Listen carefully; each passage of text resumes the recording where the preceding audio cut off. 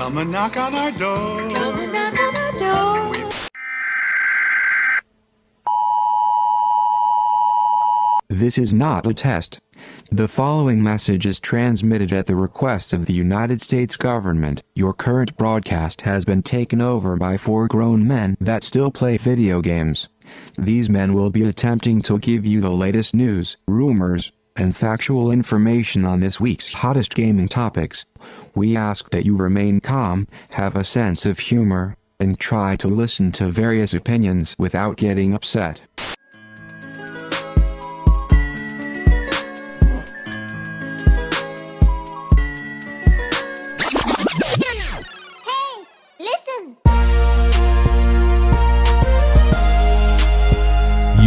Listening to LCR with your hosts, Jay, Enrique, Kevin, and Nate.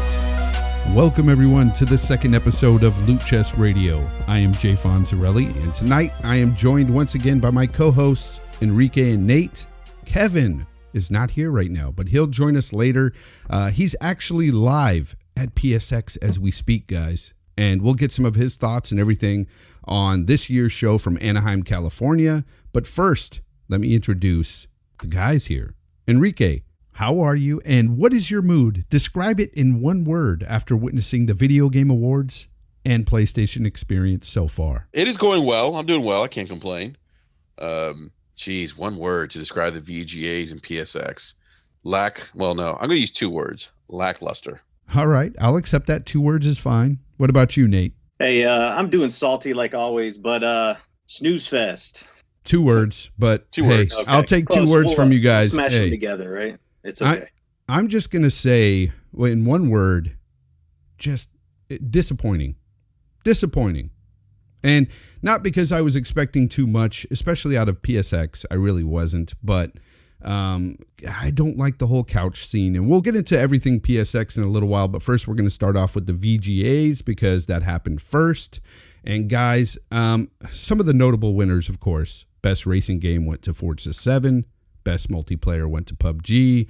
We had best independent game went to Cuphead, which actually got 3 awards that night. One was best debut indie game, which is weird, right? They have a best debut indie game and then best indie game. Kind of odd. Like they're every year, so I don't understand why they would separate those. It just seems like they're adding more and more, areas for them to give awards out. So it's like, but it's odd. It's getting kind of ridiculous. And then the other one they won, which I thought they were a shoo-in for, was best art direction. If they didn't win that, I was going to get the pitchforks out. Best music went to Nier Automata. Best audio design went to Hellblade, which also got best performance by the star Melina Juergens. So that was awesome, by the way, that she won. I believe this was her first game, if I'm not mistaken. Yes, it was. So congrats. That is awesome. Yeah. Congrats to Cuphead as well. I was very happy to see them get 3. And of course, best game of the year went to Zelda Breath of the Wild. So Enrique, any surprises here for you? I was surprised PUBG didn't get game of the year. Really? Truthfully, I thought that PUBG was going to win game of the year, had so much hype behind it. It has really captivated the gaming community. It's like this thing that just came out of nowhere that we haven't. I don't think we've seen like this much hype or for a game like maybe since I'll go out there and say since Minecraft maybe. Wow. Yeah. Well, I mean, there are how many players concurrent on that game? Do you know, Nate? It's over 2 million. Yeah. So it's up there. It's a popular game, and it seems like it's a lot. Ever since, I know Overwatch won just last year or 2 years ago. It was a year. Yeah, and they actually won another award this time too. I didn't agree with that, by the way. It was weird. Them winning that award. It was best ongoing game or something. It's kind of weird. Well, what's ongoing with them? Just DLC, new characters? What have they really given? I play Overwatch. Well, I did. I kind of trailed off with it. It is pretty ongoing though, if you look at it, because they have competitive seasons, which are pretty continuous. I think they only take a couple days off, and then they have these events that are pretty much monthly, where they hand out new skins and they have new activities. So sometimes it will be like a PvP event, Yeah. or sometimes it'll be a PvE event, like some kind of a horde mode. So they're always consistently adding to that game. I don't think I'd necessarily give them that award. I probably would have given it to Warframe, but I could see where they're coming from. I would have given it to Warframe or GTA 5. Yeah, I mean, you look at like Warframes. They've been at it for since 2013, and just continue to deliver content. And in GTA 5, I mean they're getting ready to release a new heist. I don't know. I was just surprised. I wouldn't have picked. That would have been my pick. Yeah. Just yeah. I think Overwatch is that media darling. They got that polish from the game of the year award, so they just have that. I don't know. That it's the fancy pick. Mm-hmm. They're that sexy pick. Nate, was there any surprises for you? Honestly, the one that surprised me was the music, man. I mean, Cuphead. I'd play the game and have to repeat over and over just because I like the music so much. I'm not like a big jazz guy, I agree. but I know for a fact, that the music in Cuphead was on some jazz charts, like top 10 and stuff. I mean, it was good. The music, the music's outstanding there. Oh, it is. So that was kind of, I thought they should have won that, but the game of the year, I don't know, man. It's hard for me to pick that, but I think Breath of the Wild was definitely a surprise for me. I didn't think that they were going to win, but they did. See, that's the one I did pick to win Game of the Year, because out of the group there, I really felt the only way PUBG would win is that popularity vote again, being that so many players play the game. But part of me just doesn't want to get past the whole, it's a game mode. It's not like a fully fleshed out game yet. It's like, it's just building upon itself still. It's still too new. I don't know. I don't know. I can't really explain it, but for me, I thought Breath of the Wild should get it because, it's a well fleshed out game. And, we got so many 10 scores out there. The reviews were just fantastic on this game. So I thought that's the one that would have won. I think too, Jay, with Zelda, like if you look at, if I'm not mistaken, I think this was the highest rated Zelda game. Yes. So if you look at like historically that franchise, it's always been one of the top rated it's one of the top. It's probably the top rated franchise. Yeah. If you look at like Metacritic, and for them to consistently top that, or to be able to top it this time, what they've done with previous versions of Zelda, you got to take that into consideration. That's huge. That's not easy to do by any stretch of the imagination. And it was up against like Horizon Zero Dawn, which is a good game. It's a solid game. I give it an 8 out of 10 personally, but it's just not for me game of the year. Nate, what were you feeling that should have got it instead? See, that's the kicker there. I thought I had an inkling that it could win, but it's been a while. I think it was Nintendo's first game of the year award since the Game Awards started. So it just, I don't know. It was surprising for them to get it, but Horizon Zero Dawn, I thought that it had a really good chance of getting Game of the Year. The fact that Horizon Zero Dawn didn't get one award was kind of shocking to me. I was shocked too. Yeah. Yeah. But at the same time, it kind of shocked me that, a brand new IP comes out and it's up for Game of the Year. That's big. That's pretty huge for it. So I give it kudos for that. But you're right. I mean, it was up for like 4 different awards and it lost every category. Yeah, it's a shame because it is a really good game. So, yeah. I don't know. But, now if you could pick one game, guys, to be in there, maybe for Game of the Year, is there any game you would have slotted in there? I would say Cuphead or Assassin's Creed Origins. Personally, I think that either of those could have went in there. I don't know why. Maybe Cuphead because it was a platformer. It just isn't big enough to go Game of the Year. I don't know. But those two games, Assassin's Creed Origins is some next level stuff for me. The visuals and the gameplay. Yeah. So I don't know why it didn't have a chance to be in there. Well, maybe maybe some games that come out late just get shafted a bit. Yeah, but it dropped the same time as Super Mario Odyssey, so that's true. I guess since Super Mario is Super Mario and it's a Nintendo game, it's just automatically slotted there. I probably would have gone with Resident Evil 7. Oh, wow. Out of left field with that one. Yeah. That was such a huge turnaround for that franchise. Well executed game. And yeah, that would have been my that when I played that game, that was like my early game of the year contender, believe it or not.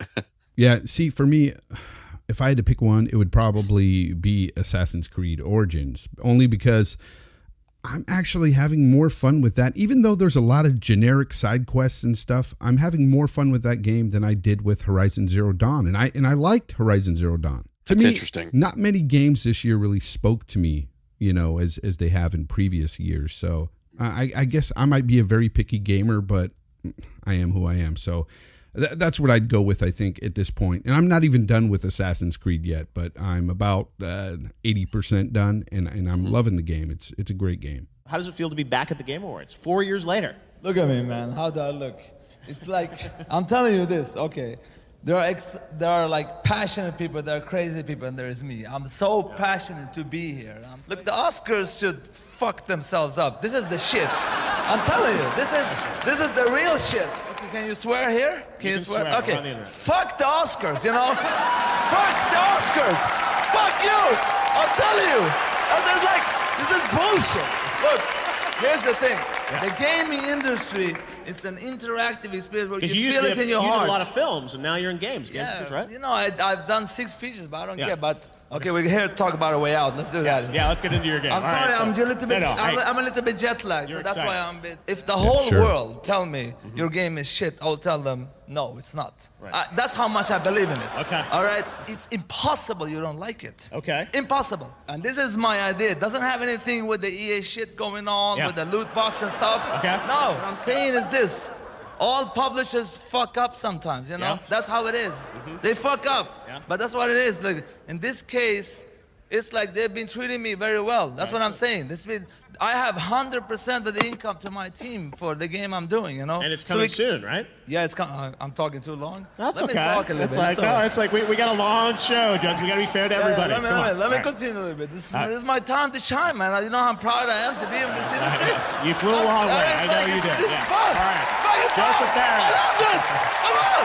Let's go, yeah. He sounded very, very excited, didn't he? This guy, man. And of course, that was Joseph Ferris. He's from Hazelight.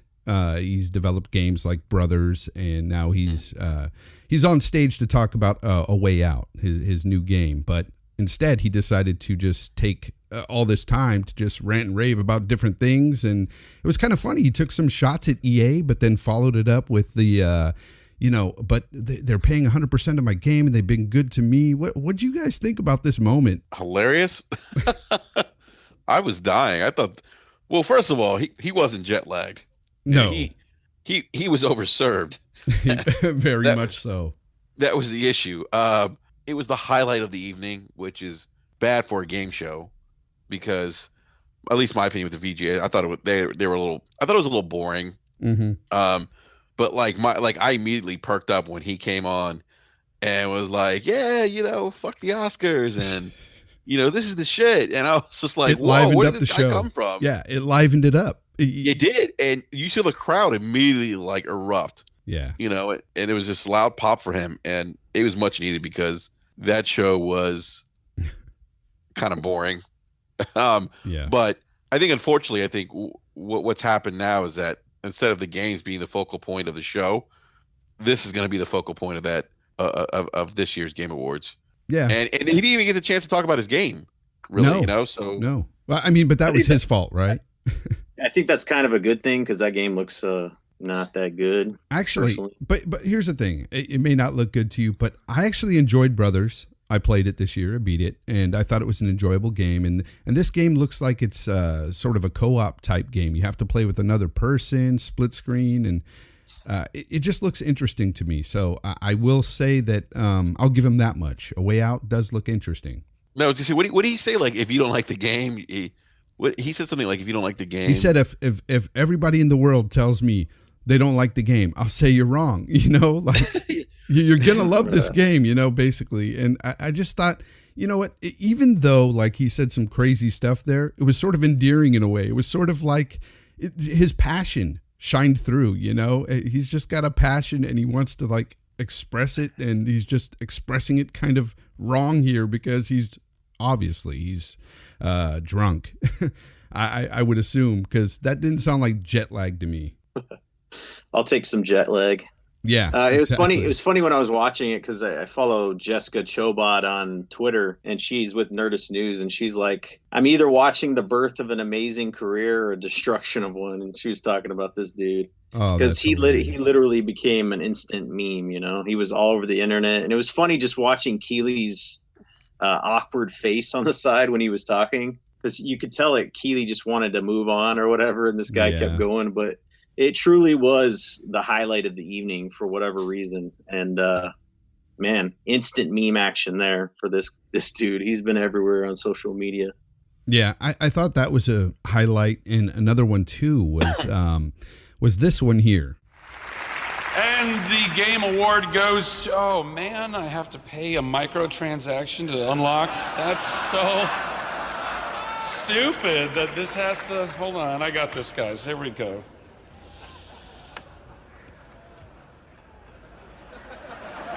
You know it's true. It's really stupid. And that was Zachary Levi. He's an actor, and he was presenting the award for Best Action Game that went to Wolfenstein 2. But I just thought it was great because there was little knocks here and there against microtransactions. And as everybody knows that knows me, I love talking bad about microtransactions because they do suck. And it was just fun to see this sort of thing. Do you guys remember this in the show? I was crying. I was like, when he's like, oh, he looked down the envelope. He's like, yeah. That was like perfect timing.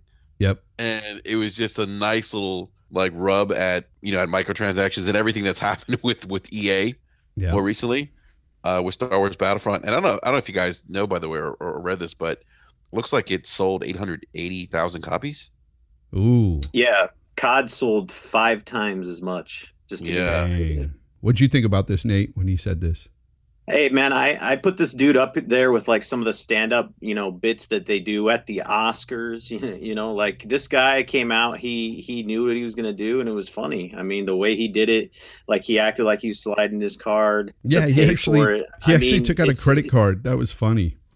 Yeah, it was perfectly done, and it just kind of signifies how much of a joke loot boxes have become. And this is a good thing, because if people associate microtransactions and loot boxes as kind of a joke and a tagline, I think companies are going to kind of think twice before they, put them in as to the extreme level that EA did. You understand what I'm saying? Yeah. I mean, it's going to be to that extent, I think. So I think it's a good thing. I think, the fact that the people are poking fun of it just shows where we're at with them right now. I think it's a bit funny too that it happened on this award, because Wolfenstein 2 has 0 microtransactions, which was cool. It was fitting. It just fit perfect. I wish something would have been said about that. Like after he said the name Wolfenstein 2, if he would have said, which by the way has 0 microtransactions, that would have went over really well with me. But yeah, I thought it was another highlight of the night. You know what was another highlight though, guys, is a game called Death Stranding. I want to talk about this trailer. They showed an 8-minute trailer of pure just craziness. I still don't know what's going on. So what's your guys' thoughts on Death Stranding and this trailer? Oh man. I felt like I was doing acid, I guess, when I was watching this, because I did not understand what was going on. I've been playing The Evil Within, and that game is pretty trippy in itself. But man, there's babies in tubes, and there's throat babies and things floating in the air, and he's coughing up stuff. I mean, man, it's crazy. Yeah, invisible footprints, but they're handprints. And then there's third legs in between. It was just really weird, guys. Enrique, what do you think? Man, you got to be high as balls to understand what's going on with that game. Yeah. There's definitely a lot of Guillermo Toro influence in that game. Yes. If you watch Pan's Labyrinth, or you can see the influence there. And I know he's involved in the game. You can immediately see that influence. But I got some like Space Odyssey vibes from it. Yes, me too.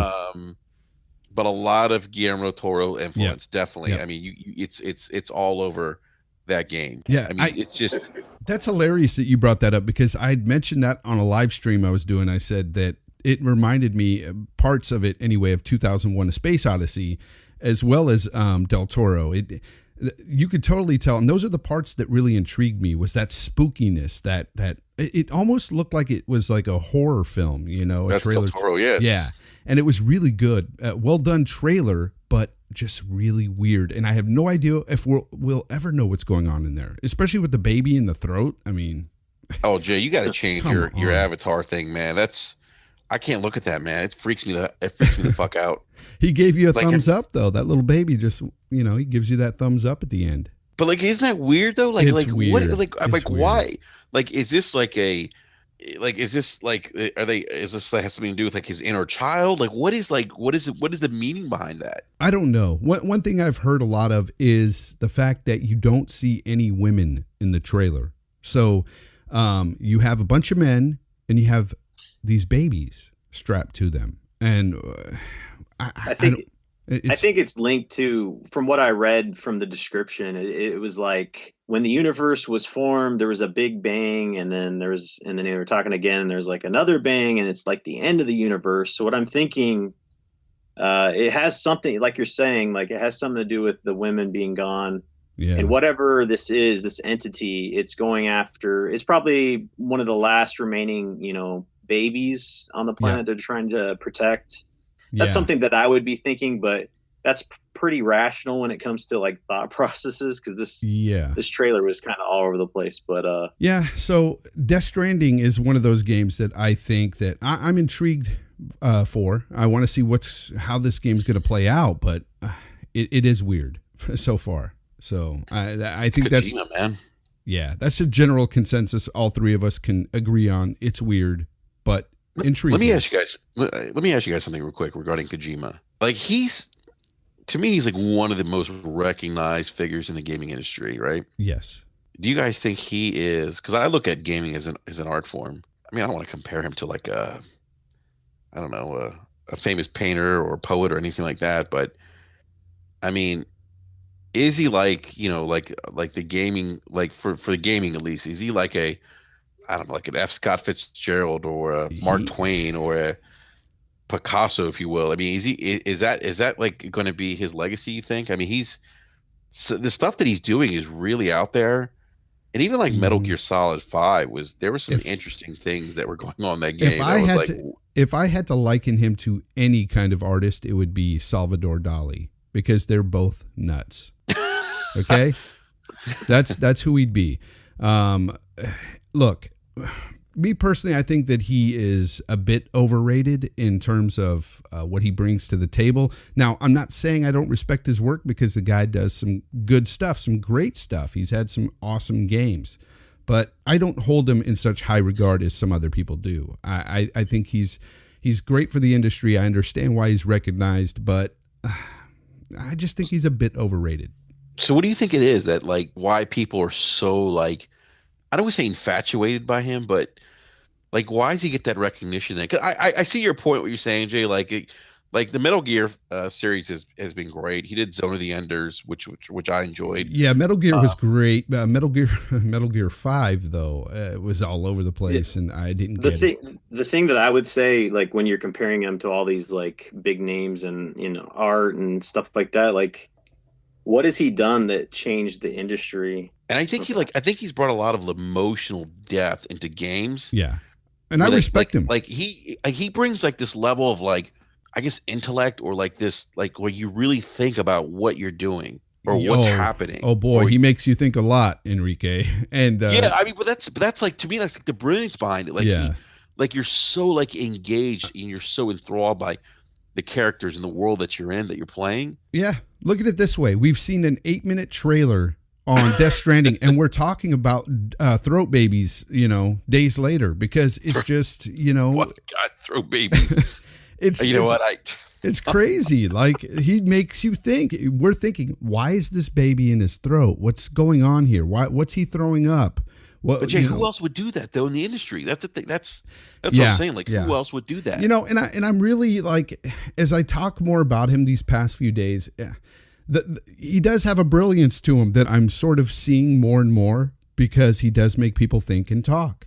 He does, and for that, you know, you can only respect the guy. So in the end, it's about gaming, though, right? Like, we Yeah. have yet to see an actual cut of gameplay. You know, the cinematics are important, but in the end, it's about playing a game. I mean, That's if I true. want cinematics, I'll go to a movie theater Yeah, and watch a movie, right? So we got to be careful yeah, the line that we toe there, because a lot of people are talking about, you know, the Detroit game and how it's teetering on the line of, you know, your own adventure, or, you know, like, it's about the gameplay for me specifically. yeah. So I need to see gameplay for that game before I go goo goo gaga Yeah. over it, because it is mind blowing and it is this and that. Somebody said, But now this you is know. funny, Nate, because somebody said this in a chat that I was in.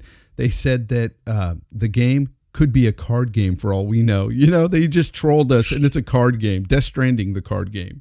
Exactly. Well, I hopefully, mean, hopefully it's not a card game. No, I know, but people don't know if it's first person, you know, third person. They don't know what is going on with this game. hell, It's cool to get the hype train rolling, but I need to see gameplay, folks. I need to know what this is like a game wise. Me That's too. just me, though. me too. I agree 100%, Nate. But I am intrigued. I'm the outlier here.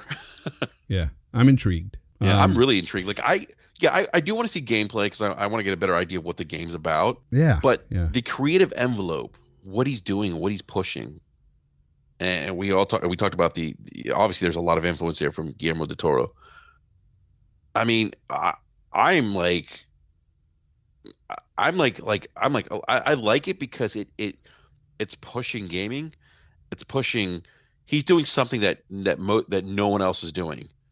Yeah, but Enrique, here's the thing though. With this game, the way it's looking in this 8-minute trailer, it could either go one of two ways. It could be brilliant, or it could just fall flat on its face.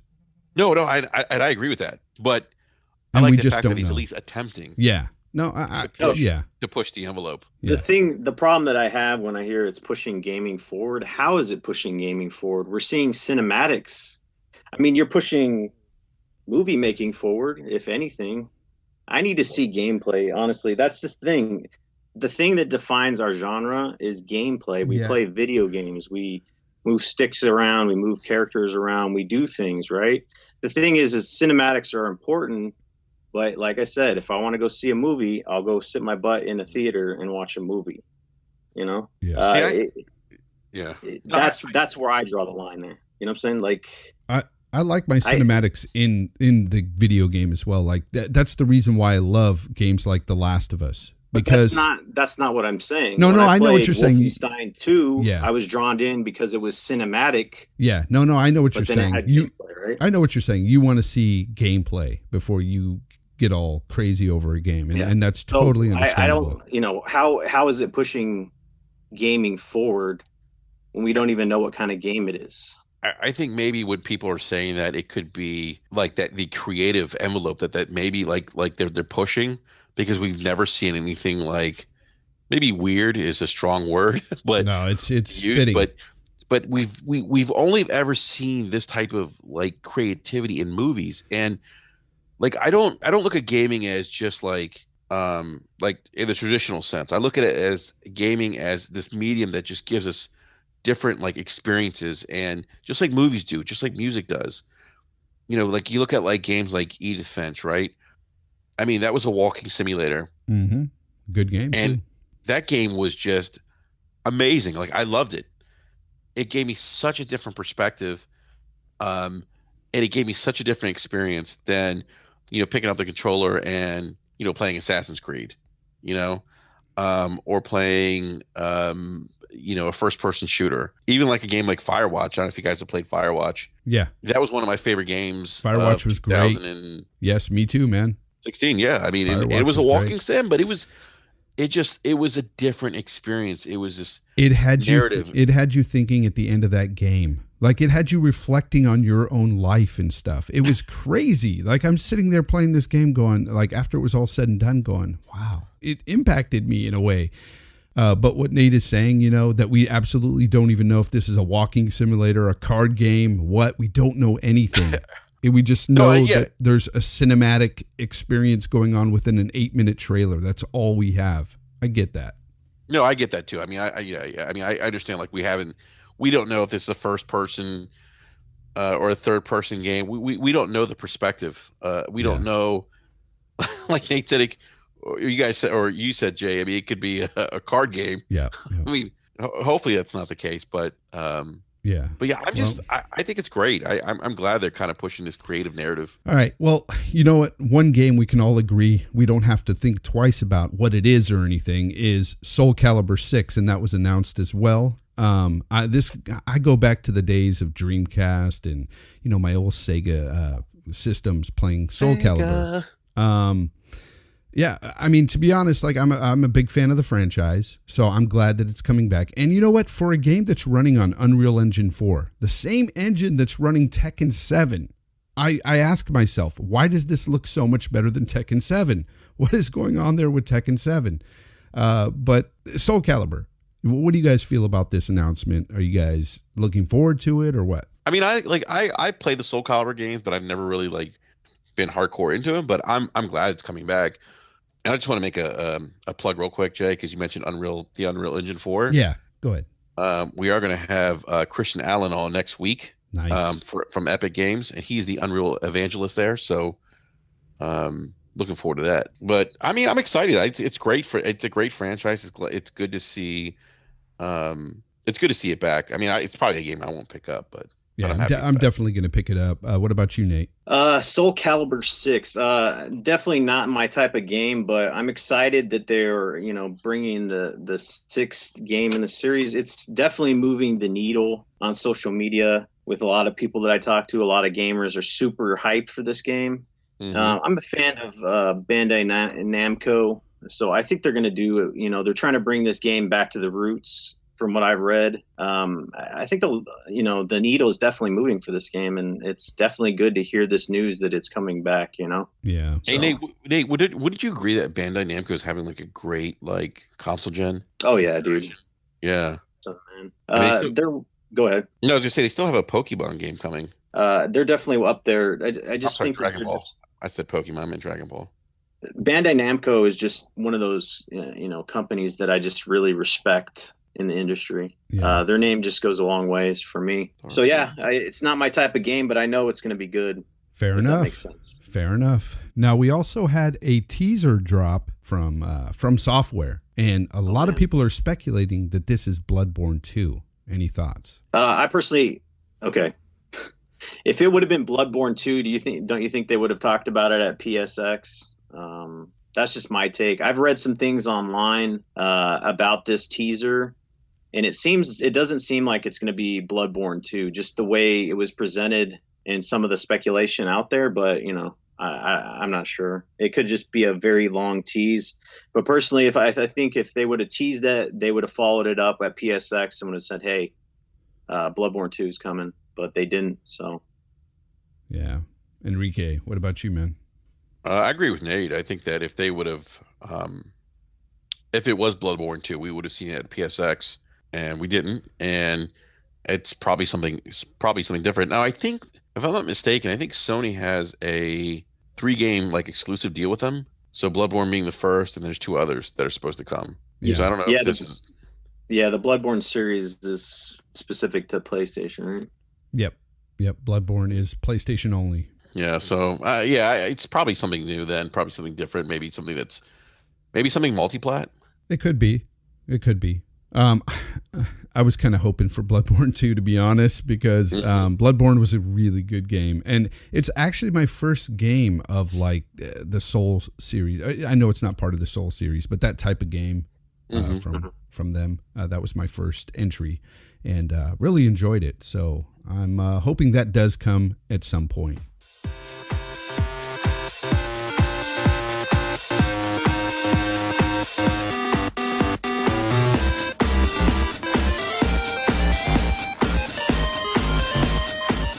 How about Nintendo?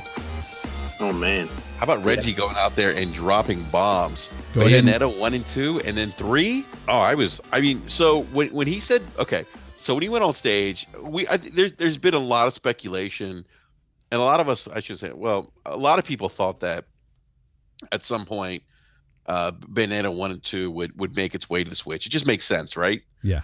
Given how successful that series has been on the Nintendo platforms, and how much like fan hype is, or how much gamers wanted that game to come on the Nintendo Switch. But I wasn't expecting 3. And when they went away and they showed more footage, he said, "We got something else," and he snapped his finger. I'm like, oh my God, Reggie's about to drop a megaton. That was the megaton at the VGAs, I thought. Yeah. And I was so excited to see Bayonetta 3. Like, I'm so hyped. That's cool. That's cool that it's got a lot of people excited all over Twitter and everything. I was reading, like, this game is huge, so that's pretty awesome. Yeah. Nate, are you a fan? I saw a lot of people on Twitter saying, "Hey, I was waiting to get the Switch, but they're like, I'm buying it now." That's what this game does. Like, Bayonetta is a really popular game, so I thought Nintendo. Something. No, I was gonna say, is it 1 and 2 that are coming out in 2018? See, I wasn't clear on that one, but it's just the Switch in general is just cleaning up this year. And I feel like when he was up there, he just had this like swag about him, It's a swag that Nintendo hasn't had, and I can't remember how long. Like, he got up there and he's like, "Wait, there's more." And he snapped his fingers, and I was like, wow, dude. I mean, Reggie always has a big smile on his face, though. Yeah, he does. Happy. But he went up there with swag. I mean, when he snapped his finger, and I was like, this has to be Bayonetta 3. That's funny. And of course it was. And I'm just like, and I was like, oh my God, this is great. I'm a big fan of Bayonetta. I actually enjoyed, I think, Bayonetta 1 more than I did 2. But oh my God, yeah, it's such a big game for Nintendo to have on the Switch. Yeah. Yep. Yeah, no, it definitely is. But before we wrap this up on the VGAs, I totally forgot about this, guys. But Bethesda's thing where they actually defended single-player games. Every hour around the globe, neglected gamers feel lonely, shunned by their multiplayer counterparts. But here at Bethesda, we are working toward a solution. We make all sorts of games, but single-player experiences are a big part of our DNA. Hi, I'm Linda Carter. You may remember me from such performances as the lounge singer in Fallout 4, or this other project where I played a woman of wonder, a really wonderful woman. Everyday gamers in search of a single-player experience are left behind. For the price of just a few Nuka-Cola Quantums, you can share the fun of an epic single-player journey today. So, fun fact, by the way. So, Bethesda is actually, so I live, their headquarters they're like probably like 15 minutes from my house. And I've been there before. I've been to their headquarters before. But Linda Carter lives 10 minutes from, which I'm not surprised they got her, considering she's Wonder Woman and that she lives like down the street from them. Mm-hmm. So, it wasn't a surprise to me that they had her, but I thought it was really cool to have her sitting there. And then they had her like with the little army jacket on. It was perfect. Yeah, it was perfect. Yeah. Man, I just have to say that I did say that, that little outburst was my favorite, but this was my favorite. I tweeted out afterwards. I was like, man, this was the highlight of my evening. It was just awesome. The way they cut that commercial was perfect. Yeah, it really was. It was. Yeah, I enjoyed it. Bethesda just has this, I don't know. It just feels like they're walking their own path. It's just like, doesn't matter what the industry's doing. We do our thing. They have their connected universe, and at E3 they had their the theme park land that they set up. And I've been going through a lot of their games because Evil Within was in my backlog. I just finished Wolfenstein 2, and just thinking through the games that I really enjoyed this gen, a lot of them has been Bethesda games, Yep. Yeah, So I agree. Yeah, I'm a big fan of Bethesda. It's nice to see them standing up for the single player experience. Definitely. I mean, who doesn't like Fallout? You know, that series is excellent. Bethesda's one of my all-time favorite developers for sure. You know what's crazy is when Fallout 3 came out, it was, the story took place in Washington D.C. and I live right outside Washington D.C. I remember like in that game going to actual like subway stops in the city. I mean, they used like real like the names of the subway stations. And I remember going to those subway stations before the game was released, and Bethesda actually put marketing material out. They had banners inside the subway stations for Fallout 3. Yeah, like it was like I remember I would walk in there and I was like, oh my god, this is amazing, to see this stuff. Yeah, I love when developers do that and pay attention to detail like that. Actually go scout the cities and find out the different landmarks and stuff and put them in their games. It's awesome. They're great though. I mean, if you met Pete, if you've heard Pete Hines speak, I mean, he kind of is he like exhibits that like culture that they have. I don't know if you guys ever saw that interview, and if you remember before Wolfenstein dropped, there was that whole thing about them. What was it? Like they were getting heat, I guess, about the whole Nazi thing and playing to what happened recently in the news and whatnot. And Pete Hines is like, no, fuck you, like that's not, and that's what he said. He's like, no, fuck you, like that's not what we're doing. And yeah, we don't care for Nazis anyway. Yeah, I definitely respect that. I like the fact that they are defending their game rather than censoring their own games.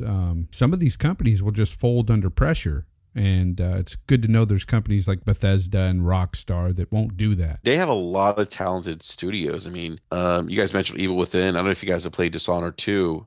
Dishonored 2. I mean, Dishonored 2 is a great game. Fallout, Wolfenstein. I mean, the list goes on. It's just crazy. Yeah. The level design in Dishonored 2 is fantastic. And it allows you to play like either like stealth. You can go stealth or you can just go, full on just killing people if you want. But great game. Great game. I highly recommend it, Fonz, if you haven't played it, man. I may check it out one day. You are listening to LCR. Super Nintendo, Sega Genesis. When I was dead broke, man, I couldn't picture this. 50-inch screen, money green leather. But let's move on to PSX, guys. So Friday night when they did this live stream, I guess you could call it like an opening ceremony type thing, but the whole couch setup, it just doesn't do it for me. I mean, we saw this with Microsoft at Gamescom, and it was boring, and it was just as boring this time, too. I just don't like it. What do you guys think about this? Snooze fest, man. Snooze fest. Yeah, Jay, I totally agree. Gamescom, the couch stuff, that's got to go. So if anybody listens to this, man, don't do your presentations on a couch. That's meant for gaming, right? When gamers tune into a show based on games, we want to see the games. We want to see things like that. Sure, we can listen to somebody talk for a few seconds or whatnot about their game, but when you sit them on a couch and you talk for several minutes, it just gets boring. It gets tiresome, and people don't want to watch that sort of thing. It was just, there was parts of it that were just cringy, for lack of a better word. I thought when Mark Cerny and Andrew House came out and were talking, it was just kind of odd. And then Kojima came out, and it was just, it was boring. That's it. It was boring. Yeah. I mean, I honestly, I turned it off. I couldn't do it anymore. Yeah. I was like, I'm gonna go to bed. I was like, I knew they gave us like the heads up ahead of time, but it just wasn't for me. It's probably one of those things like Nate said, like if you're there, it's great. I guess. No, I don't know about that. I don't know. Or not. But like it just, yeah, it wasn't for me. I did find it like I thought it was cool though that the crowd really got into Detroit when they were doing the playthrough for Detroit, and they were like yelling like what choice you should make. Yeah, that was kind of cool. Yeah, that was kind of cool. Yeah. But outside of that, I thought it was kind of a snooze fest. Really, with this show, the first night anyway, we saw things that like The Last Guardian VR, and they were announcing like all these VR titles, and they mentioned Wipeout VR, I think. And the whole time I'm thinking, I wouldn't even, I'm getting nauseous just thinking about playing Wipeout in VR. These VR titles, I'm glad that Sony is backing their product, but at the same time, it didn't do it for me, man. So yeah, the thing that I've talked about before with VR is that I'm not a big fan of VR. This isn't, poking fun at the PSVR. I'm glad that Sony is supporting their peripheral, but I just think that they're spending way too much time showing these games off. The VR titles, they spent like 15 minutes at E3, and they spent a whole bunch of time at this conference, and it just doesn't translate over to the people that are watching it on TV. If you don't have a VR headset on, it just looks kind of wonky to me. Yeah. So I thought they spent way too much time in this conference on that. Yeah, I agree. For me, somebody that gets motion sickness pretty easily, VR is just not for me. And if you're one of those guys out there that gets motion sickness, you're not going to be able to do VR. There's no way. Yeah, I agree with Nate. I mean, it's hard to really. If you guys remember that E3 when Sony had that VR demonstration on stage, like that was so awkward because it's so hard to share that experience like through like YouTube, or if somebody's watching a live stream on a TV, you just don't get the full effect. Now, it's nice that, and I think it's great that Sony is focused on supporting VR. It shows that they're committed to it. Although I do feel like some of these games are just like, let's slap a VR coat of paint on it. Like yeah, like some of these games. Like what was the game they showed at the VGAs where God, there's a bunch of cussing or something? Yeah, it was Rick and Morty. The people that do Rick and Morty, dude. I was like, what is this? Yeah, I was like, what is this? Like, it just. And then the vacation simulator. I'm like, what? How many times are they gonna have a virtual hot dog that you put ketchup on it and you eat it virtually? Hey, Kevin would love that. I mean, look. I tell you what, this thing will take off if Sony can drop this price point on VR and get to a point where it gets to maybe the casual consumer base. I can see maybe some of these games catching on, but I just don't see it. I don't know. I mean, great for them that they're supporting it, but yeah, I was having a convo with my buddy about VR, and I know there's a lot of people out there that enjoy it like casually, but I personally don't think it's ever going to reach gaming like it is today. Like you pop a game in, like, because they have Doom VR and some other things, but it's kind of, have you seen how you walk in those VR? Like it's like you kind of teleport from place to place, and it just feels wonky to me, and you disconnect from, you put this clunky VR headset on, it has wires. It just, man, I don't know if it's ever going to hit the gaming the way it is today, like with games, the amount of games that we have and the type of games and the experiences that we have. I don't know if that will ever be on VR. Yeah. I'm cautiously optimistic. Because I know it's still kind of early on for like where we're at right now with the technology and everything. Like you mentioned, like the cords and everything and being attached, and obviously there's limitations to the kind of experiences that they can provide, but like for me, it's like I want to wait and see what VR looks like next console gen. And like I said earlier too, a lot of us can't enjoy VR. We get motion sickness way too easily, and it's just not going to work for a lot of people. I think PlayStation VR sold over 2 million units, is what I saw, which is awesome. But if you compare like the Kinect, like how many units was sold for that, and then you look a couple years down the line, they actually stopped production on it. So it's good that it's doing well right now, but my point and my stance on this is that it's a fad.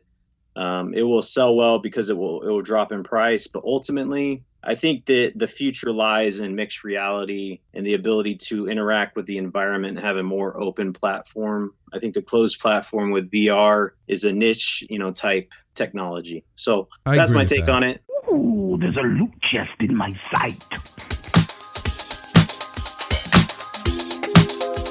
Folks, we are Loot Chest Radio. We are a small podcast just trying to get off the ground, and we need your help. If you're listening to us on iTunes or have an iTunes account, please give us a rating on there. It'll make us more visible to potential listeners out there. Also, follow us on Twitter at Loot Chest Radio. And of course, as always, keep listening to LCR.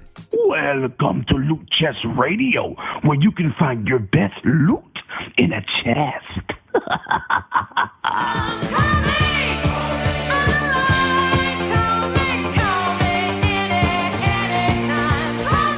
So calling in live now from Anaheim, California, we have Kevin, our man on the scene there at PSX. Kevin, what's up? How's it going? It's going pretty well, man. I mean, it's a mind-blowing experience. Like, I know the presentation wasn't all that last night that they showed, but this is really just really informative for the fans. You know what I mean? It's they're bringing these games that we love to life.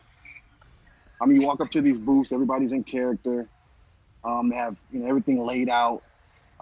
It's bringing you into that world. It's very immersive. You know what I mean? And the panels are great. And I haven't seen really too much surprises or anything like that. But there is Detroit is playable. There's a few other games that's playable. I didn't see everything, but I've been so busy running around. See a lot of industry cats here. See a lot of people from Twitter out here. And it's it's a pretty cool experience. I'll come back next year. So far, everybody's been really friendly. Everybody's just chilling. I haven't seen any. This is not Twitter. You know what I'm saying? This is something positive. You know what I'm saying? So yeah, it's cool to be in an environment like this where you can sit here amongst gamers that enjoy what you enjoy. I feel like everybody needs to come at least once. Either it's E3, whether it's PSX, Xbox Fan Fest, experience it for yourself. Like I keep on seeing on Twitter all day long. I'm on my feed and everybody's talking negative about PSX, but this is called PlayStation Experience. It's just to dive in to this PlayStation world, on a bigger scale than just YouTube or Twitter or Twitch or anything like that. You're actually here. That's why it's called PlayStation Experience. You're just getting information about the games you like or you don't like or you may be interested in. And it's a pretty cool event so far. I just got done watching the panel of what's it called? Uncharted 10-year celebration. That was great.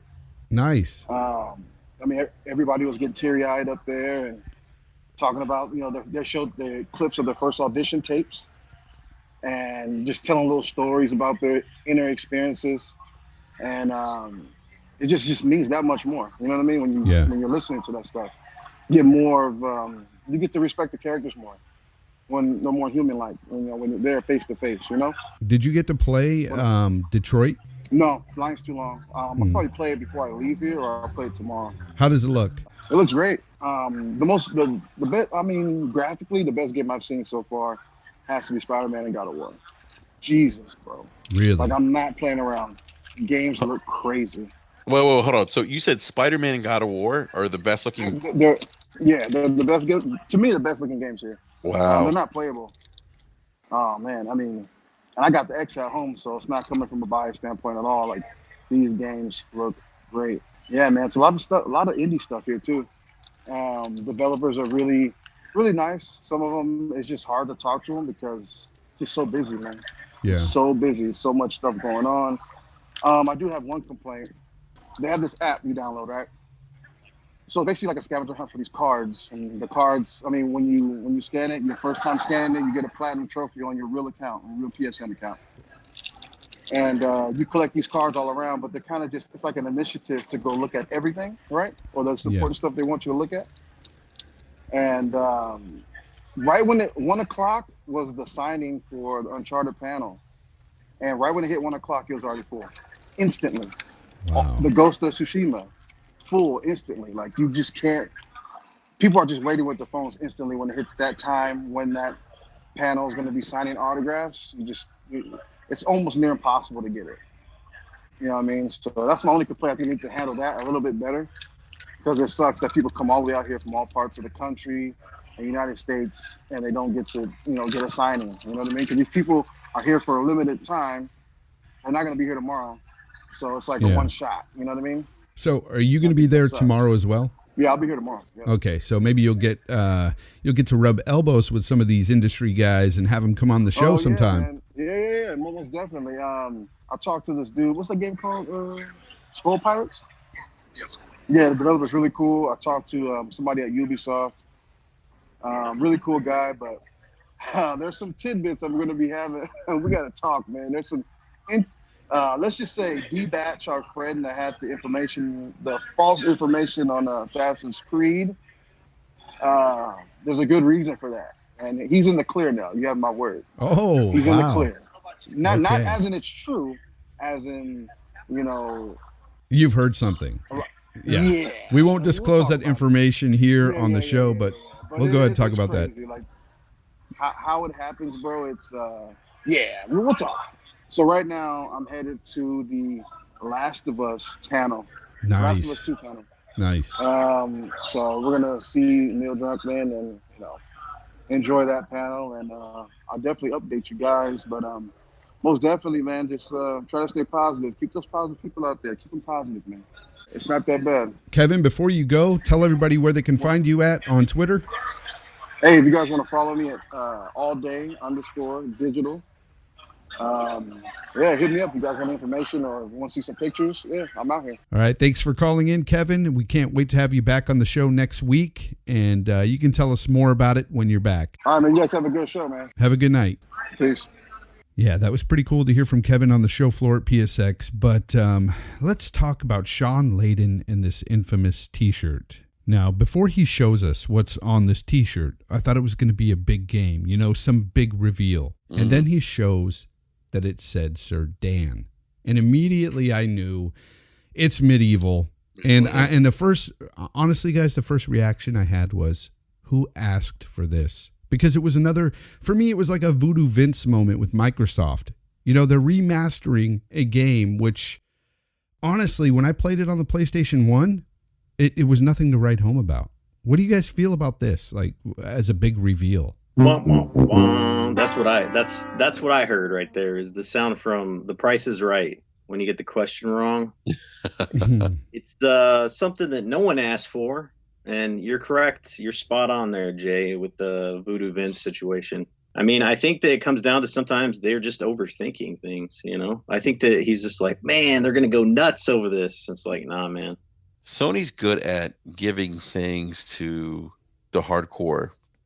And I think this is one of those instances. I mean, I wasn't a fan of it in 98. I wasn't excited when I heard that this game was going to be remastered, but this is what Sony does. Sony is good at tugging at certain games or certain gamers, kind of tugging at their hearts, if you will. The nostalgia factor. Nostalgia, yeah. Yeah, but it's with certain content. I understand that, but with medieval, that wasn't a game that I would say would speak to a wide audience, even PlayStation fans themselves. Like there's other games they could have chosen besides medieval. Like, it's just weird. Yeah, no, I agree with that. You know what they could have done? You know what would have won a lot of people over? A new Twisted Metal. Or Siphon Filter. Exactly. But, I think that's just them catering to the hardcore of hardcore Sony fans, I mean, I look, I agree with you. I wouldn't have picked the game, but I think I kind of understand why they did, kind of the rationale behind it. To me, it's the same as Voodoo but I think you're right. I agree with you, Jack. There's other games that they could have gone and looked into. Now they're going to start tapping into their library. I think we're going to start seeing this more. We've already started seeing it with games like Shadow of Colossus and Crash Bandicoot. Yeah, exactly. We've already seen it, but like I said, man, we heard the rumors of Siphon Filter. We've heard, like I said, Twisted Metal is another big game of theirs that they could have brought back. There's a lot of games that they could have brought back, but medieval is what we got, guys. So really, that's how it ended. Was kind of just. It was fitting for how boring the show was. It was so anticlimactic.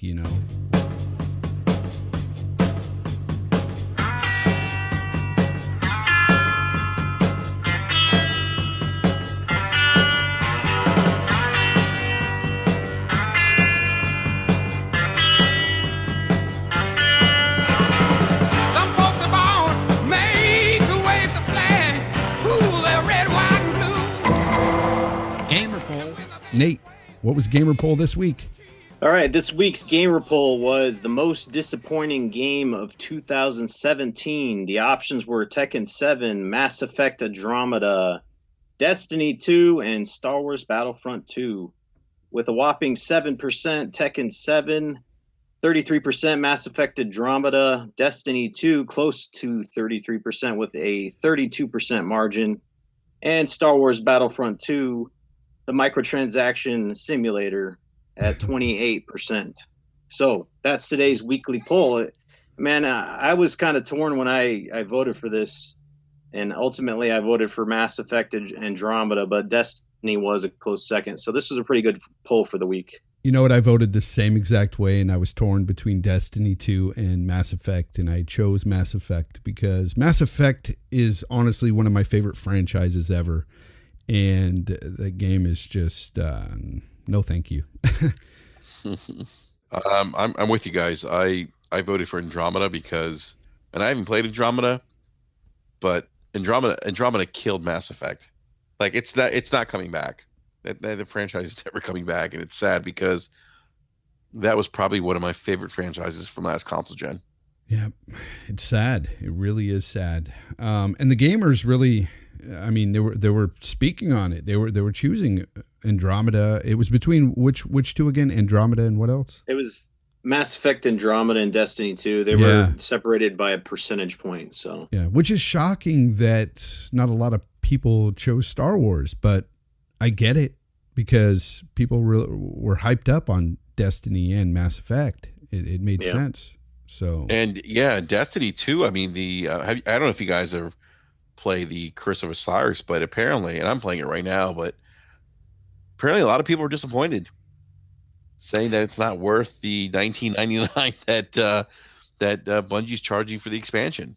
Yeah, there's just not enough content. I'm not playing it. I'm not buying it. I'm speaking with my wallet actually, and I decided that I'm done with the franchise. Unless some big changes happen, I'm completely done with Destiny. I don't want to fight the Fallen again. I don't want to fight the Cabal again. I don't want to fight the Taken again. Vex.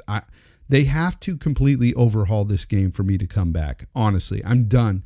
And that hurts me to say because I love Destiny. Like, you guys don't understand. This is one of my favorite shooters ever.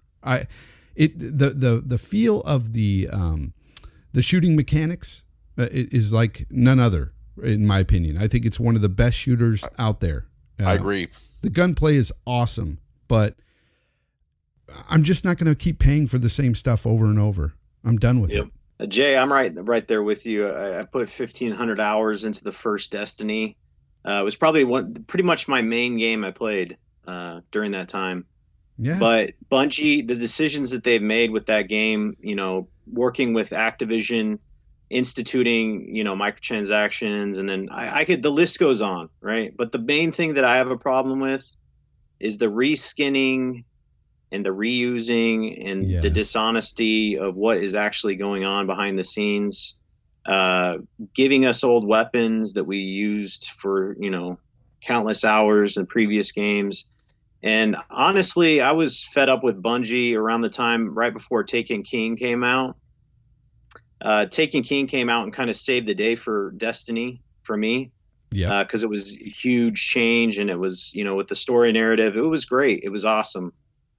And then Destiny 2 was, promised to be this game changer, and I was hyped up for that. And then, we all know what happened. So I'm right there with you. I'm done with the franchise. It's unfortunate. I love Bungie. I wish them well. I hope that they can change things to the point where I come back, but I'm highly skeptical that will happen. And you heard about the news. I made a little video about it. Bungie is hiring a senior progression designer, is what they call it. And when I started making this video, I had taken the link from the website for this position they were trying to fill, and I had put it in my video. And as soon as my video went up, I checked the link and it was gone. They removed this job listing from their website because people started making videos on it. And in the job listing, it talked about trying to make a sustainable progression system within the bright engrams. It said it in black and white. It's crazy. So again, we have a company like Bungie trying to go the same route as EA with the whole Star Wars Battlefront 2 thing. And for me to see that and be it Destiny and Bungie, one of my favorite developers, it kind of broke my heart in a way. I was really bummed. I was like, really? They're going to do this? And then sure enough, they took the job listing down. But if you look around YouTube and stuff, you'll find, on my video, it's up there. You'll see the job post and the listing there that I got from their website, and many others have a video up too on this issue. And I guess that's why they took it down. But they can't sweep that under the rug. It's out there already. It's unfortunate too because with a lot of it's almost like they're trying to skirt around. Like in the beginning, they were like, okay, this is like a first-person shooter MMO, right? Yeah. And I feel like they've kind of tried to get away from that MMO label, but it is still an MMO, right? Yeah, yeah. I mean, but they're not treating it like an MMO in terms of the kind of how much content they're giving. Like typically with an MMO, when you're getting expansion packs like this, you're getting more content. You're getting multiple raids, yep, new weapons, and they're just not like what's going on? He's right. Nate hit the nail on the head. When it comes down to it, they're just reskinning stuff. That's all they're doing. Even the enemies, they brought back the same enemies and just put new outfits on them. The fidget spinner Vex. Did you guys see that picture? No, I haven't seen that. No. Okay, so you know what a fidget spinner Yes. is, right? The little 3-prong thing that people spin, Yeah. the hipsters these days, little kids. If you look at, there's a picture of these Vex. It looks like they superimposed a fidget spinner on one of the Vex, and that's the new enemy. That's it's laughable at this point. Okay. Yeah. So basically, the Curse of Osiris, what it is it's a mockery of a DLC. I watched people play it because I knew it was going to be a joke. And basically one of the story doesn't feel like a story. It feels like someone's talking over the mic and you're going through old areas. Like they reused one of the strikes, the Vex strike from the vanilla game. And that's part of the storyline. And we've been through that area a million times. And yeah. The campaign's 2 hours long, and I don't want to beat a dead horse, but it's just the proof's in the pudding, it's crazy. Have a question? Send it. Email us at lootchestradio@gmail.com or DM us on Twitter at lootchestradio or call us and be heard right here at 802-746-4LCR. That's 802-746-4527.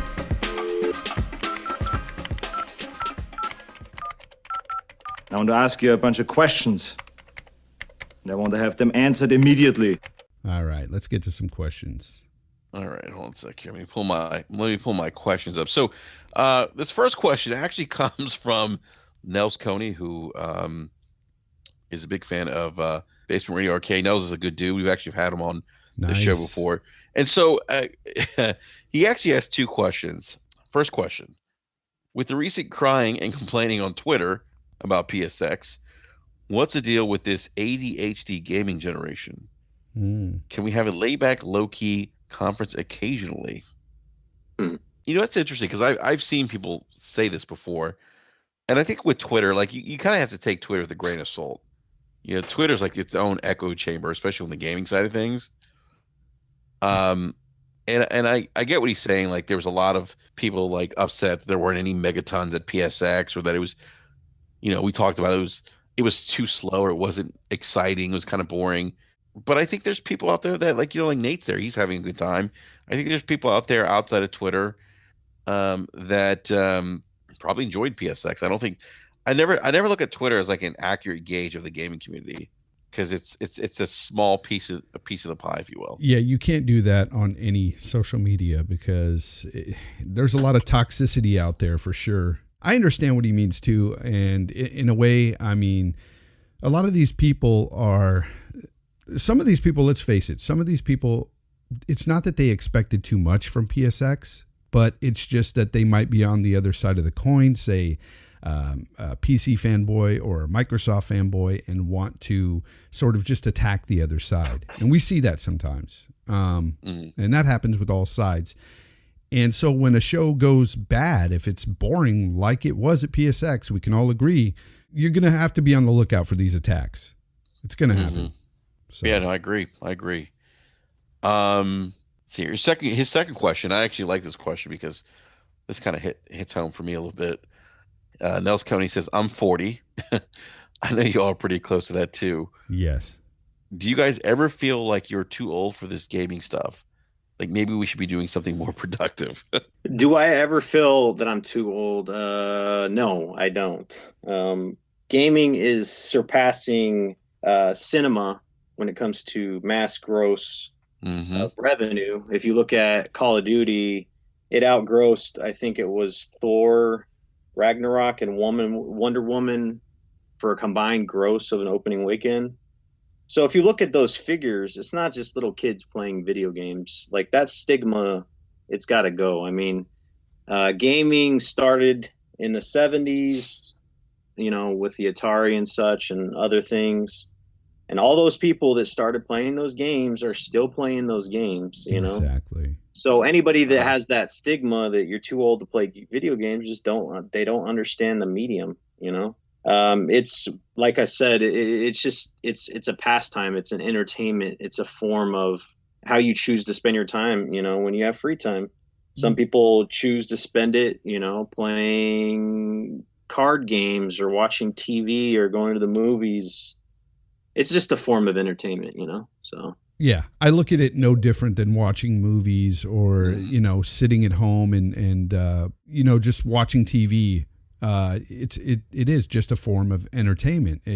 You could be at the bar playing darts. You can be out bowling. It's the same thing. Like, it's just entertainment. See, and you hit it on the head too. Again, Nate, you talked about how we grew up playing these games, and that's exactly it. We started out as kids playing these video games, and we've always had gaming around us. So as we got older, it's just been sort of ingrained in us to keep playing, at least for me anyway. And I've actually passed that on to my kids. They're all gamers as well. They all play. Occasionally, a couple of my adult sons, they sort of are just casuals now, but they do play still. Some of these older people, the folks that are just older than us anyway, I should say, when they didn't start out playing games when they were younger in their generation. So that's where the stigma originally came from, is our parents, let's say. They were the ones that were like, aren't you too old to play games?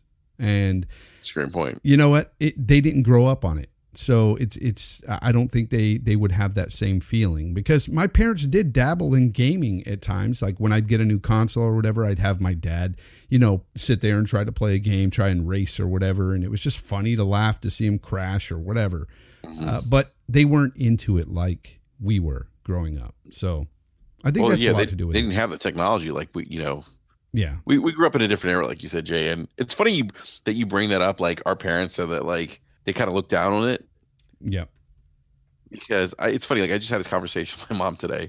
She was like, "Oh, what are the boys doing?" I'm like, "Oh, they're playing Mario. They're playing Mario Odyssey." "Oh, you know what? You have them on the Nintendo too much." It was my 8-year-old, and I have a 4-year-old, or he's 3, so he'll be 4 in March. But she's like, "Oh, your 3-year-old, you should be sitting down with him, like doing like letters or something." I'm like, "No, like he's gaming, like he's like this is what they don't understand. Like gaming, especially for younger children, like makes them think about things.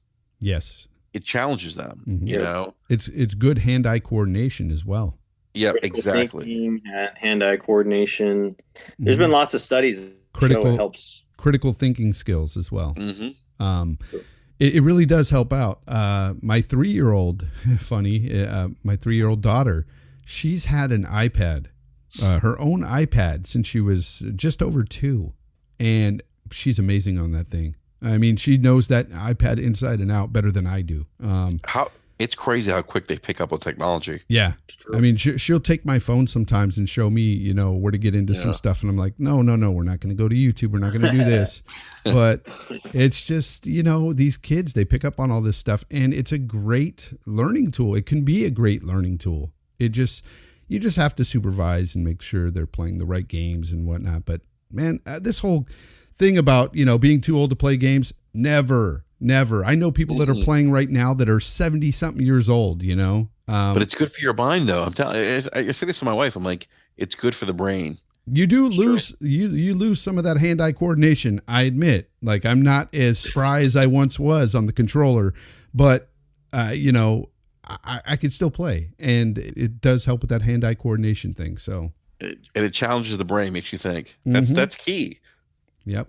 Yeah, it'd be interesting to see him do some studies. Obviously, you have to wait for people that have been gaming their whole life, but 30, 40 years down the line, like when we're old, or some people pass away that've been gaming their whole lives. I wonder how that translates when it comes to some of these brain diseases like Alzheimer's and stuff like that. Like keeping your mind, exercised, and it just would Good be point. interesting to look into that. But when it comes to the older individuals, I just think it's the availability wasn't there, and they didn't grow up doing it, so it's not like they can just hop in. Like I remember my dad trying to play Nintendo 64 back in the day, when we have like sleepovers or whatever, and he just get destroyed because his hand-eye coordination just isn't there. So it's not a medium where you can just jump in it if you Yeah. haven't been doing it. That's true. So I think that's kind of the barrier there. So if anybody has that stigma, it's just probably because they don't know how to do it. All right, so this comes from at Dark Reaper 31, who always, by the way, he's so I love his questions. They're very they're great. They're very thorough.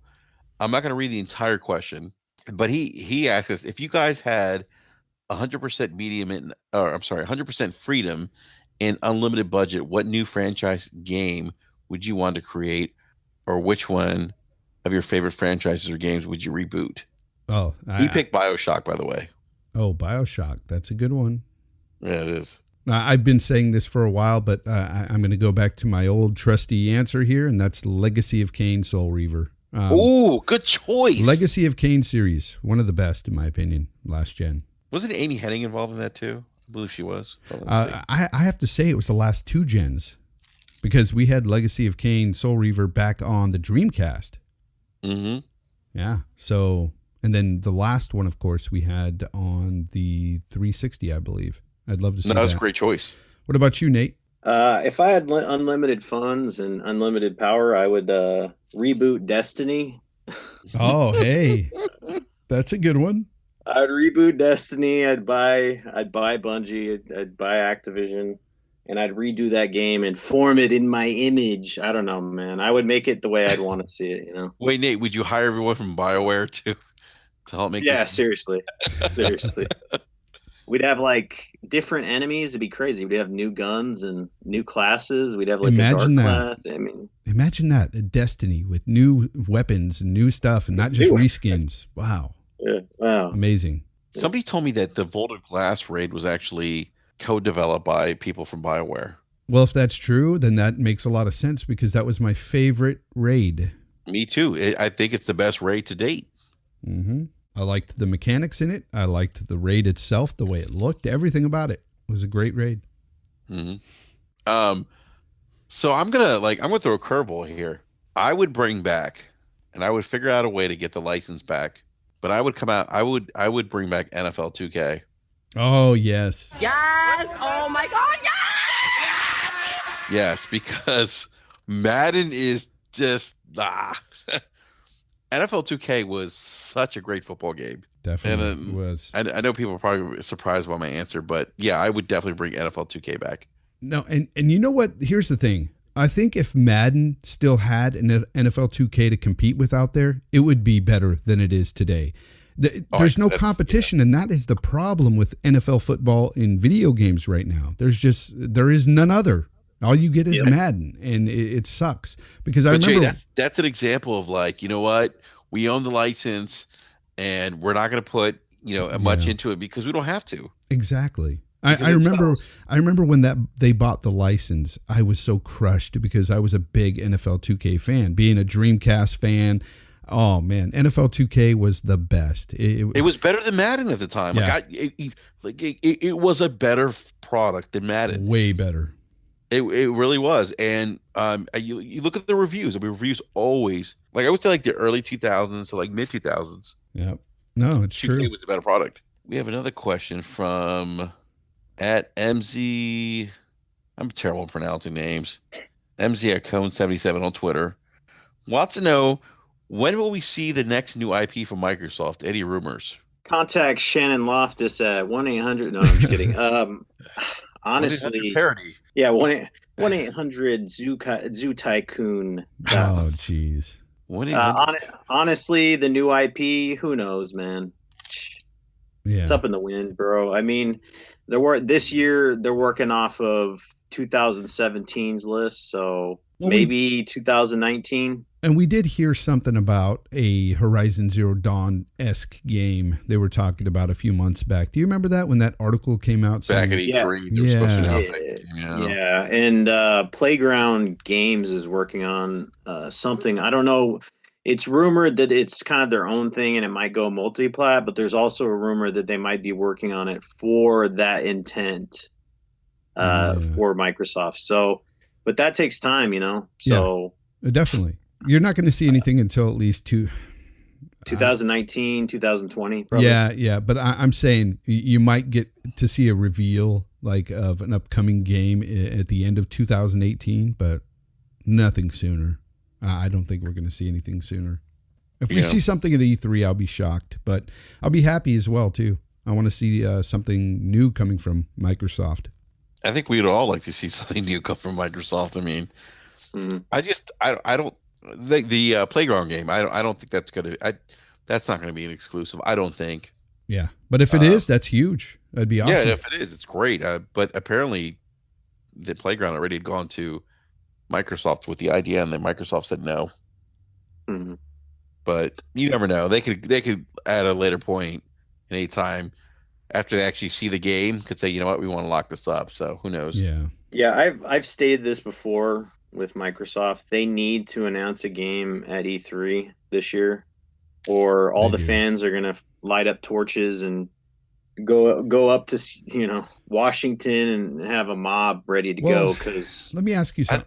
I don't agree with that though, Nate. I don't think the diehard fans will light a torch. No, I do. think I'm pretty close to the pulse in the community through Twitter, and even the diehard Xbots out there are kind of at their breaking point at this point, because I've heard them. They've stated as much. Like, there's a point that everybody can be pushed to, and then it starts to. Okay. You start to get backlash. What would you say? Because we can't really speak for anybody else, but for you, Nate, what would you say if they just showed a Halo 6? It's not enough, honestly. So we know about the titles that exist, right? The Halo, the Forzas, the Gears. The fans need a new title. They had a title in Scalebound, and they canceled it. Okay. Yeah. We don't want to rehash that, but that was the title that everybody was looking forward to. It was a new IP. It was from a brand that had recognition, from a developer that had recognition, and then it got canned. This situation has to be resolved, and this is coming from someone that studies news pieces from Xbox, that has been an Xbox all the way through. But it has to be resolved. Like, people have spent $500 on a console with, let's just be honest, with just blind faith, expecting Microsoft to come through with these IPs, so that's true. It has to happen. I don't care if Phil Spencer needs to go back on his word, because he came out and said, hey, we're not going to announce games that are too far off in the future. Scrap that, dude. Yeah, I agree. They need to just scrap that and go ahead and tell us if there's something in the works. Show us, get us excited, because PlayStation does it all the time, and guess what? It works. It works. Yeah. Showing games 2 years out works. Yeah, I mean, Death Stranding, we don't even know what kind of game it is. So it can work. I mean, just build a hype for a game that you have trust in, and let your fans know that you're doing something. Okay? Yeah. That's just that's my take. Happy trails to you until we meet again. Well, you know what that sound means. We're out of time, folks. We hope you all enjoyed this week's episode. But before we get out of here, Nate, why don't you tell the good people out there where they can find you on these interwebs? I have a YouTube channel. It's Saltiest Gaming, 2 words. I do daily content for Xbox news. I'm going to be making some changes to my channel. We're going to be doing some game reviews, some walkthroughs, and some other things, so look forward to that. Saltiest Gaming, 2 words. It's gaming, not gamer. That's a common misconception there. You can find me on social media at Saltiest Gaming. The I is a 1 because I couldn't get Saltiest Gaming for some reason. You know how that works out. And yeah, that's about it for me. It was a pleasure to be on the show again. Yeah. Well, Nate, you have an awesome YouTube channel. So do you, Enrique. And you know what? You guys got to check out these guys' channels. They do their own podcasts and stuff and do a great job at it over on Saltiest Gaming and on BRAP. Enrique, tell them where your channel's at. And, I got to say, though, you do have some epic rants, too, by the way, Enrique. So tell everybody where they can find you. Thank you, man. I appreciate that. I love doing my rants, by the way. You can follow me on Twitter at BRAP_podcast. And you can find us on YouTube at the Basement Radio Arcade Podcast. We get together every Wednesday night at 9 p.m. Eastern Standard Time. It's myself, B Bunny, and Eric Jackson, and Mr. Megadeth. And, we just talk about video games. No fanboy stuff. And on occasion, we'll have some industry guests. We've had on Ryan McCaffrey from IGN. We've had David Jaffe on from God of War and Twisted Metal. And we've had some other industry folks on, so definitely check us out. And you can find me on Twitter or YouTube at jfonzarelli. And of course, you can find all of us at Loot Chest Radio, both on Twitter and on YouTube, or right here every Sunday. Until next time, folks, keep it gaming.